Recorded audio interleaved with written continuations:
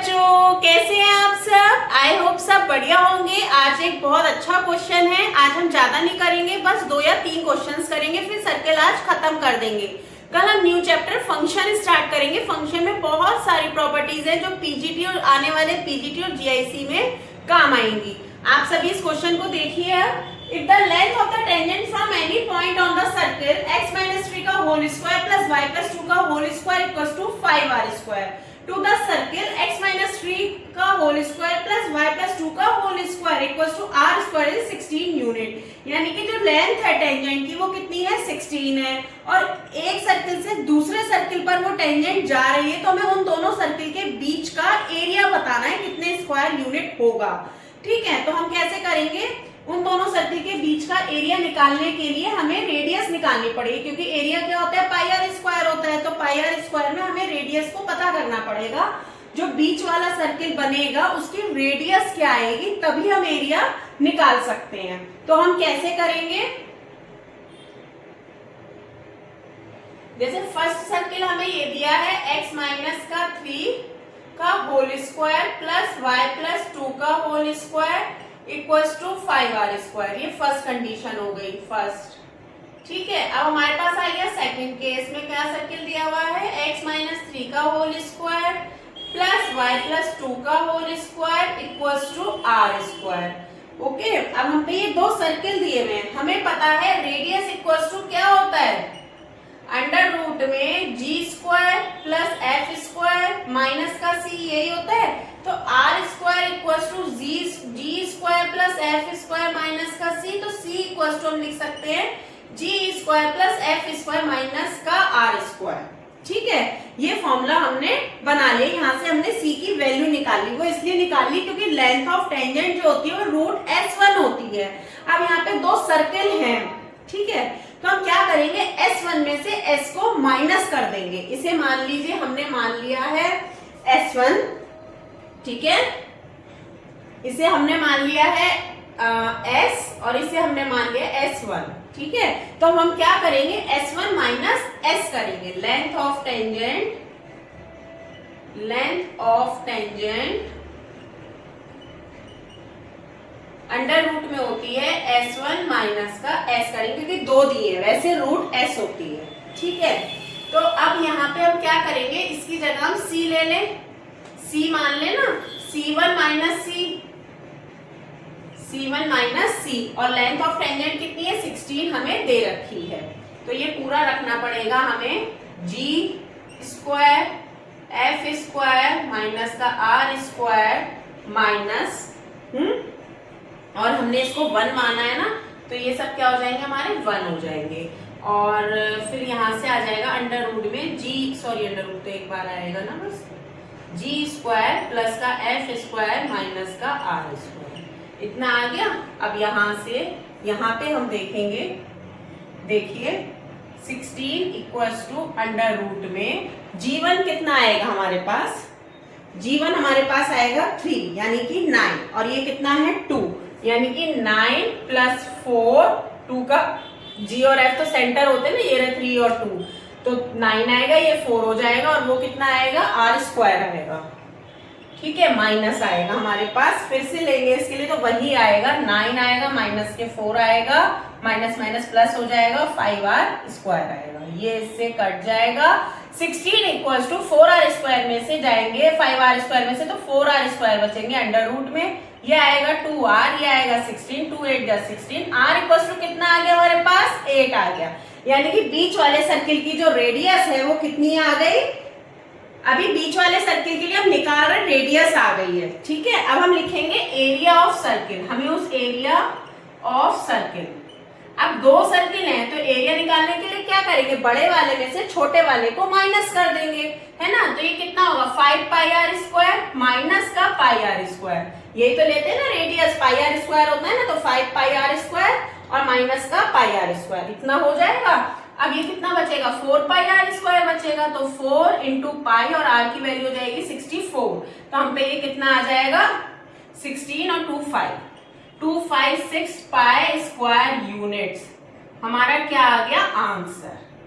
ठीक है, I hope सबको क्लियर हुआ होगा। ये क्वेश्चन बहुत अच्छा था, इसमें के क्वेश्चंस भी आते हैं क्योंकि डायरेक्ट फटाफट फॉर्मूले में लगकर हो जाता है। ठीक है, अब हम नेक्स्ट क्वेश्चन देखते हैं। नेक्स्ट क्वेश्चन देखते हैं। If equation of tangent to the circle x square plus y square equals to 50 at the points where the line x plus 7 equals to 0 meets it are. मतलब अब हम पे क्या है, एक इक्वेशन ऑफ टेंजेंट हमें निकालनी है जो इस लाइन पर मीट करती है किसी पॉइंट पर सर्किल को। इस सर्किल को, यानी कि ये सर्किल ओरिजिन से होके जा रहा है, ये सर्किल है और ये इस लाइन को मीट कर रही है। क्या है line? x plus 7 equals to 0। तो हमें टेंजेंट का इक्वेशन बताना है। ठीक है, हमें टेंजेंट का इक्वेशन बताना है, तो हम कैसे करेंगे? Given circle is x square plus का y स्क्वायर इक्वल्स टू 50 आएगा। ठीक है, x इक्वल्स टू यहाँ से माइनस का 7 आ जाएगा, ये उठा के हम यहाँ रख देंगे तो कितना आ जाएगा? 7 7 या 49 प्लस का y square equals to 50, y square equals to 1 और y equals to plus minus का 1। y 1 आ गया और x क्या आ गया? माइनस के 7 आ गया। क्लियर है? तो x और y की हम पे पॉइंट्स आ रहे, क्योंकि उसने ये कहा ना कि सर्किल जो है किसी पॉइंट पर इस लाइन को मीट कर रहा है। तो वो किस पॉइंट पे कर रहा है? 1 और माइनस 7 और 1 पर मीट कर रहा है। तो इक्वेशन ऑफ टेंजेंट क्या होती है? Equation of tangent is x(x1) plus y(y1) equals to 50 आएगा। यही होती है टेंजेंट की इक्वेशन। अब इस पॉइंट से इसको पास करा दो तो कितना आ जाएगा? माइनस का 7x प्लस का y इक्वल्स टू 50। ठीक है, और यही हमारा आंसर हो जाएगा। आप माइनस कॉमन ले लो, ये तो ऑप्शन देख के आप कर सकते हैं। ये हमारी टेंजेंट की इक्वेशन आ गई। आई होप सबको क्लियर हुआ होगा, ये क्वेश्चन बहुत इजी था। ठीक है, अब हम नेक्स्ट क्वेश्चन देखते हैं। यस, ये वाला क्वेश्चन देखते हैं। If the line y equals to √3x plus k touches the circle x square plus y square equals to 16, then k की वैल्यू हमें फाइंड करनी है। तो हम जानते हैं लाइन का इक्वेशन, इक्वेशन ऑफ लाइन या equation of tangent in slope form क्या होती है? y equals to mx plus c। Given equation is y equals to √3x plus k। Compare both. ठीक है, तो कितना आ जाएगा? m इक्वल्स टू आएगा √3, c इक्वल्स टू आएगा k और a इक्वल्स टू आएगा 16 जो कि सर्किल में दिया हुआ है ना, a स्क्वायर इक्वल्स टू, क्योंकि ये रेडियस है ना, सर्किल में इक्वेशन में हमें दिया हुआ है। अब हम कंडीशन जानते हैं। क्या कंडीशन होती है? कंडीशन ऑफ टेंजेंट क्या होती है? c square equals to a square under root में 1 प्लस m स्क्वायर। c स्क्वायर कितना है? k square. a स्क्वायर कितना है? 16। अंडर रूट नहीं आएगा क्योंकि हमने उधर c स्क्वायर ले लिया ना, ऐसे आएगा। तो 1 प्लस m स्क्वायर का मतलब हो गया 3। 3 प्लस 1 4, 16 4 जा 64 और इधर क्या चल रहा है? k square. तो हमारी वैल्यू कितनी आ गई? k इक्वल्स टू आ गया प्लस माइनस का 8। आई होप सबको क्लियर हुआ होगा, ये अच्छा लगा होगा। छोटा सा क्वेश्चन था। ओके, अब हम नेक्स्ट क्वेश्चन देखते हैं, ऐसी छोटा सा। नेक्स्ट क्वेश्चन देखते हैं। The equation of the tangent to the circle x square plus y square minus 6x plus 4y equals to 12 which are parallel to the straight line 4x plus 3y plus 5 equals to 0 are। हमें एक tangent निकालनी है जो इस line के parallel है और ये सर्किल दिया हुआ है हमें। ठीक है, मान लीजिए ये एक सर्कल है,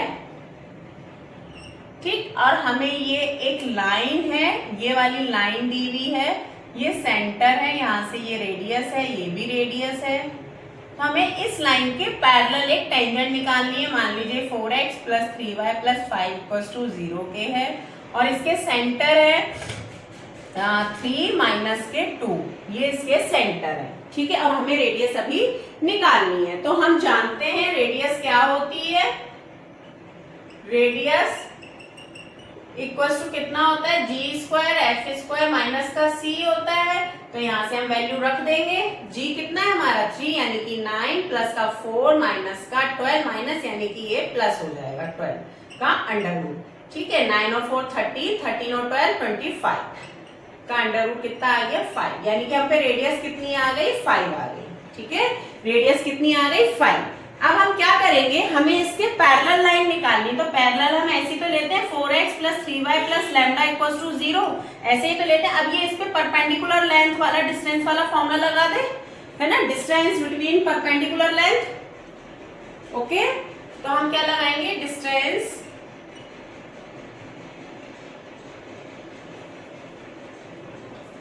परपेंडिकुलर डिस्टेंस, परपेंडिकुलर डिस्टेंस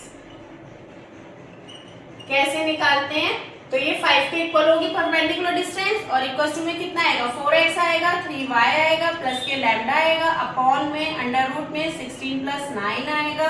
और ये किससे पास हो रहा है 3, -2 से 4 3 12 माइनस का 6 प्लस का लैम्डा अपॉन में 16 और 9 25 और ये आ गया 5 और ये आ गया 5 5 5 का 25 और माइनस का 6 इक्वल्स टू लैम्डा। तो कितना आ गया हम पे 19 आ गई। लैम्डा की वैल्यू कितनी आ गई हम पे 19 आ गई। तो हमारी जो पैरेलल इक्वेशन आएगी, पैरेलल टेंजेंट, वो कितनी आ गई, पैरेलल टेंजेंट कितनी आ गई 4x प्लस का 3y प्लस का 19 इक्वल्स टू 0। यही हमारा आंसर है। हमें केवल पैरेलल टेंजेंट बतानी थी। आई होप सबको क्लियर हो गया होगा। ये क्वेश्चन अच्छा क्वेश्चन था, इसमें के क्वेश्चन जीआईसी एंड पीजीटी में आते हैं। Okay then, thank you, bye bye. कल नेक्स्ट टॉपिक के साथ हम आपके साथ मिलते हैं, फंक्शन से पढ़ेंगे हम। ठीक है, ओके, बाय बाय।